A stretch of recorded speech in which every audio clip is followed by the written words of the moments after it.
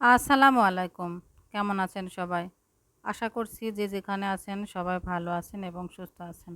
আল্লাহর রহমতে আলহামদুলিল্লাহ আমিও ভালো আছি। তো অনেকদিন ধরে ভিডিও দেওয়া হয় না। আর আসলে ভিডিও দেওয়ার মতো মন মানসিকতাও এখন আর নেই। কি বলবো, দেশের যে পরিস্থিতি সেটা তো আছে, তারপরে নিজের শরীর মন কোনোটাই আসলে ভালো থাকে না।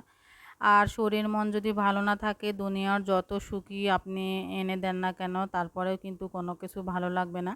তো এই ভিডিওটি গত শুক্রবারের ভিডিও। আর আজকে হলো বৃহস্পতিবার, আমি ভয়েস দিতেছি। তার মানে বোঝেন যে কতটা খারাপ সময়ের মধ্যে দিয়ে আর কি আমি পার করতেছি। তো সকালবেলা ঘুম থেকে উঠেই আজকে শুক্রবার। তো খিচুড়ি রান্না করবার জন্য এই যে প্রেশার কুকারে চাউল ডাউল ধুয়ে আর কি মশলা দিয়ে এখন পানি দিয়ে এই যে প্রেশার কুকারে বসিয়ে দিচ্ছি। আর গতকাল রাতে থেকে আর কি প্রচণ্ড বৃষ্টি, আমাদের এদিকে বন্যার মতো অবস্থা আর কি। তো বাহিরে তো অনেক পানি জমে গেছে, রাস্তায় পানি জমে গেছে, চলাচল একটু কষ্ট হয়ে গেছে। তো বৃষ্টির জন্য মূলত খিচুড়ি রান্না করা, কারণ প্রচণ্ড গরমের কারণে খিচুড়ি খেতে পারি না। একমাত্র যেদিনকে একটু বৃষ্টি হয়, ঠান্ডা ঠান্ডা ওয়েদার থাকে, সেদিনকেই খিচুড়ি রান্না করি। আমি খুব কম সময়ে খিচুড়ি রান্না করে খাওয়া হয়, কারণ খিচুড়িটা রান্না খুব কমই হয়, ওই ছুটির দিন থাকলে হয় আর কি, শুক্রবারের দিন। আর আমার হাজব্যান্ড খিচুড়ি খেতে পছন্দ করে, এজন্য সে যেদিনকে বাসায় থাকে সেদিনকে আর কি খিচুড়ি রান্না করার চেষ্টা করি। তো ওইদিকে খিচুড়িটা বসিয়ে দিয়ে এদিকে যে বাসি কতগুলা থালা বাসন ছিল, সবগুলা থালা বাসনে কিন্তু আমি যে মেজে ধুয়ে রেখে দিচ্ছি।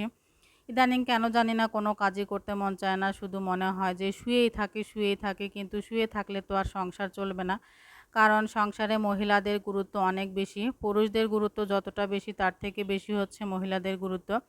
পুরুষরা তো বাহিরের কাজ সামলায়, কিন্তু ঘরের কাজ তো মহিলারাই সামলায়। তো এতদিনে এসে বুঝেছি যে নিজের শরীরটা সবথেকে গুরুত্বপূর্ণ, কারণ নিজের শরীর যদি ভালো না থাকে তাহলে দুনিয়াতে কোনো কিছুই আসলে ভালো লাগে না। তো যাই হোক, আপনারা সবাই আমার জন্য দোয়া করবেন। আর চেষ্টা করতেছি নিজেকেও একটু ঠিকঠাক করার, কারণ মন মানসিকতা এতটাই খারাপ থাকে, দেশের একদিকে খারাপ পরিস্থিতি, তারপরে নিজের শরীরের পরিস্থিতি, এগুলো নিয়ে সবসময় খারাপ চিন্তা ভাবনায় মাথার মধ্যে ঘুরপাক করে আর কি। ডিমগুলো ধুয়ে রেখে দিলাম, আর ফ্রিজ থেকে মাংস বের করে পানিতে ভিজিয়ে রেখে দিলাম। দিয়ে যে আপনাদেরকে দেখাতে আসছে যে দেখেন আমাদের অবস্থা কতটা খারাপ আর কি। এই যে গত রাতের আর কি এই বৃষ্টিতে পুরো একদম পানিতে ভরে গেছে, আর এদিকের অবস্থাও অনেকটাই খারাপ আর কি। আসলে আমি একটা জিনিসই ভাবতেছিলাম যে আমাদের এদিকে এইটুকু বৃষ্টিতে এই অবস্থা, তাহলে বন্যার্ত এলাকাগুলোতে কি অবস্থা আসলে। এটা ভাবতে গেলে এতটাই খারাপ লাগে যে নিজের দিক দিয়ে একবার চিন্তা ভাবনা করলে বোঝা যায় যে আসলে কতটা খারাপ পরিস্থিতির মধ্যে দিয়ে সেসব এলাকার মানুষগুলো পার করতেছে দিনরাত।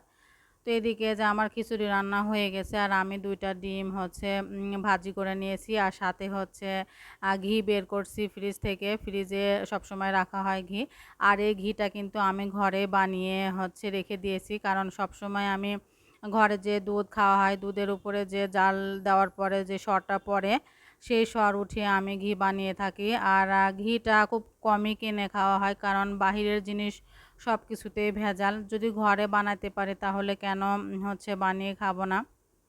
তো এদিকে কিন্তু অনেক কাজ সেরে নিয়েছি, সেগুলো আর ভিডিও করা হয়নি। তো এই যে মাংস বসিয়ে দিয়েছি।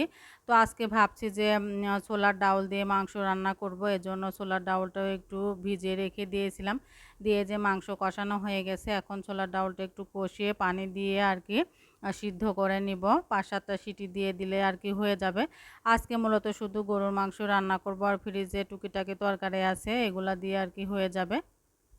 তো আমার কথার মাঝে ভুল ত্রুটি হয়ে গেলে অবশ্যই ক্ষমা সুন্দর দৃষ্টিতে দেখবেন। আর যেসব ভাইয়া আপুরা ভিডিওটি ফেসবুক থেকে দেখতেছেন, তারা অবশ্যই পেজটি ফলো করে রাখবেন। আর যারা ইউটিউব থেকে দেখতেছেন তারা আমার চ্যানেলটি সাবস্ক্রাইব করে রাখবেন।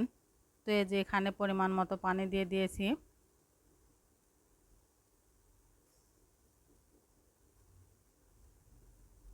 তো এই যে মাংস সিদ্ধ হয়ে গেছে, আমি কড়াই নামিয়ে নিয়েছি, এখন একটু বলক উঠিয়ে নিব, তাহলে হয়ে যাবে। আর এদিকে যে ভাত রান্না হয়ে গেছে।